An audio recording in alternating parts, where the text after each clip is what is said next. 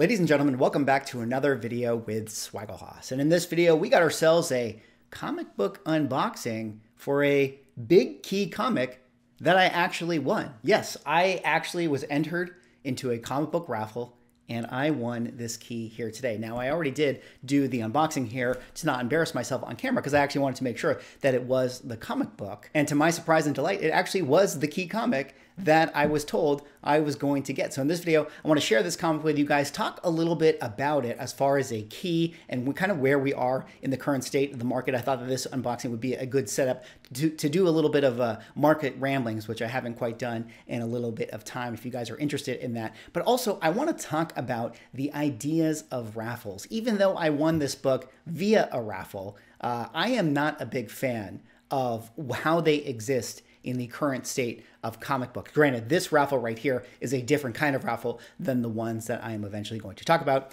in this video. But of course, before I get into it, if you guys could like, comment, subscribe, I would appreciate it. Helps support the channel doing those things.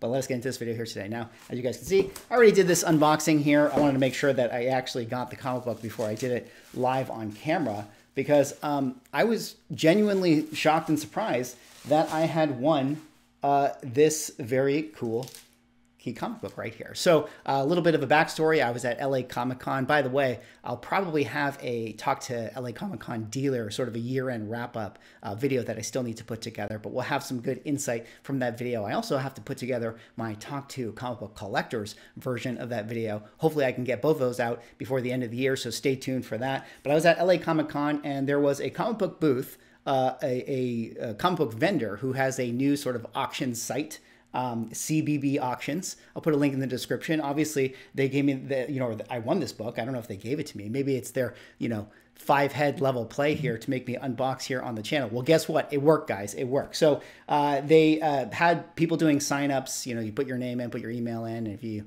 if you get your name drawn, then you win this book, a way to promote their auction site. And it turned out that I won the grand prize. So without further ado, let me show you guys the prize that I actually won via sign-up raffle. Amazing Spider-Man number 129. First appearance of the Jackal. Everyone's favorite Bronze Age character. No, I'm just kidding. First appearance of the Punisher right there. Nice looking copy here. Wow, I had no idea what the grade was. Okay, I see a little bit of stainage here. Let's open this up, guys. Let's take it out. Here we have this book in raw comic book form. Let's take a look at the first appearance of Punisher right here. Yeah, it's not a bad copy. Okay, a little bit of, staining back here and stuff, but, holds together well. Got some nice gloss, some pressable defects on this. I wonder what this could actually grade at. A little bit of a subcrease without the color breaking. Oh, but there you see it right there, guys. Look at that splash page. There's that first image of the Punisher right down in there, target practice. And the first image of the Jackal. Amazing. Very, very cool. This is actually a book that I've never actually owned before. It's not really Punisher. I love the Punisher. I think he's a great character and all, but he's never been my personal favorite character. Never somebody that I needed or I felt like I had to have in my collection. But this is a great thing. It's very, very cool, obviously, to win a book like this. Being that even still now across most grades, while this book has corrected quite a bit, it has had, and it's had some of its pullbacks, it still is a rather expensive key. Now, before I really get into market ramblings and talk about that with you guys here today, and talk about some of the values of this and where I see keys like this going and where we kind of are going in the market, I wanted to just do a quick second to talk about raffles in comic books. Now, I use this video as a setup for this conversation because I know that I'm probably never going to do a raffle. And what I mean by a raffle is somebody taking a key comic book and you can get a spot, and put like $100 down on a $1,000 comic book and 10 people submit, into it. And then whatever they do, roll the dice or whatever, and somebody wins this comic book. But to me, I feel like that is just absolutely flushing your money down the drain, right? I mean, this is like gambling. I realize that in comic books, people have a lot of,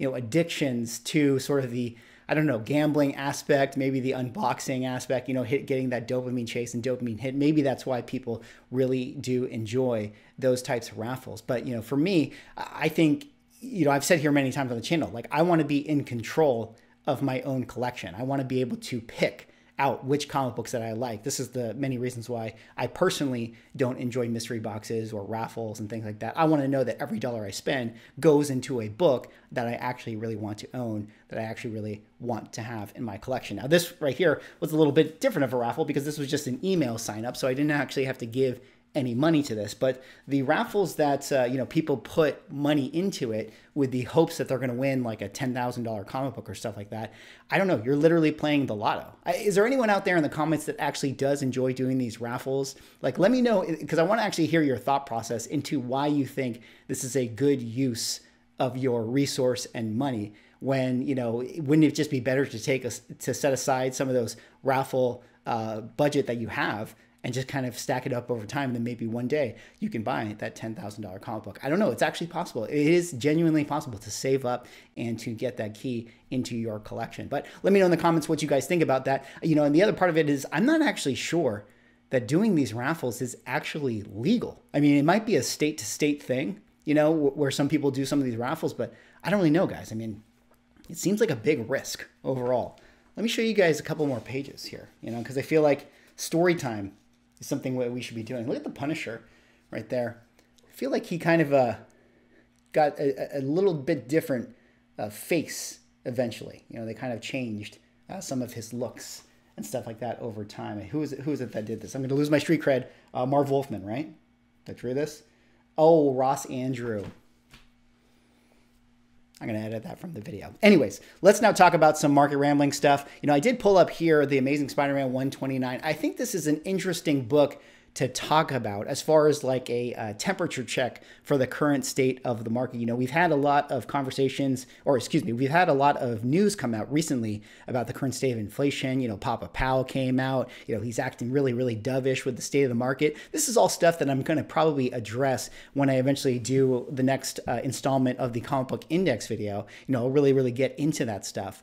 But, we are at that point where, the markets, as far as like S&P and Bitcoin and all this stuff, everything is looking a little more stable now. It feels like we are on the path to maybe get out of this inflation bubble.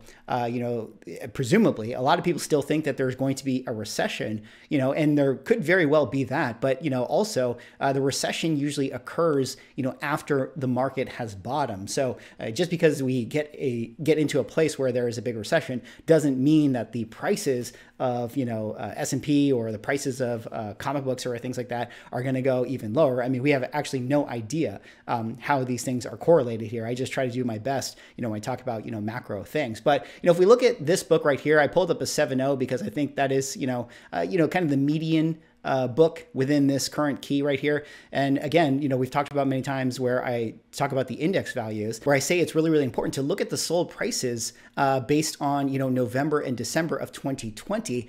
And currently with what the index shows, that should be, the ballpark range of what comic books are selling for today. If you're somebody who wants to pick up an ASM 129 and a 7.0, who knows, maybe we go lower from here. It's impossible to actually know. I don't have a crystal ball, but if you're somebody who knows you want to buy it today, my recommendation would be, okay, you should probably be targeting a price around this if it's something that you really need to have in your collection. I mean, we've seen this book go up to 2,600. You can see this graph has been on the decline month after month after month, year after year, to where, the most recent sales were 1,355. Well, I think that it wouldn't be out of the realm of possibility for this book to go down another $100 or $150, over the course of the next few months or so. I mean, the trend has been that these keys are correcting down, yet the trend has also sort of shown that, they are able to kind of, stick above their December and November 2020 values. I mean, of course, when we do our index, if it actually breaks through, to the downside of that, then we're going to assume, okay, well,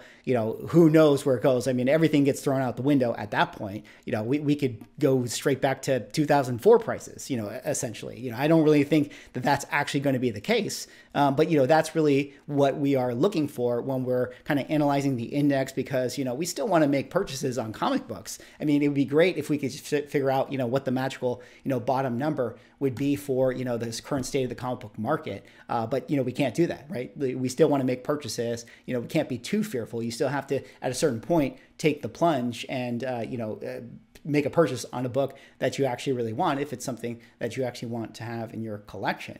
But at the same time, you know, it'd be nice if you could buy sort of on the way up so that, you know, take the investing side of it, you know, and put that, you know, off to the other table over here. But like, just as a collector base, like if you're somebody who wants to buy and you just want to own it, I mean, you want to get the best price possible, right? Like even outside of the investment aspect, you don't want to get ripped off. You don't want to buy a comic book that you know is going to be $500 less, you know, 3 months from now, right? That never really feels good. So, you know, that's kind of why we talk about the market stuff here on the channel so that you guys can be, you know, as well informed as buyers as possible, or sellers or investors, or however, you know, you really want to classify yourself. But it does really feel like, you know, where everything is right now, you know, current state of the Fed, you know, certainly things can go lower. A lot of people still feeling, you know, that the economy is set for a recession. It probably will be a recession at a certain point. But, you know, based on where the Fed is, you know, it seems like we're at the terminal interest rate. You know, the market is being more dovish on this stuff. You know, all these things are sort of correlated,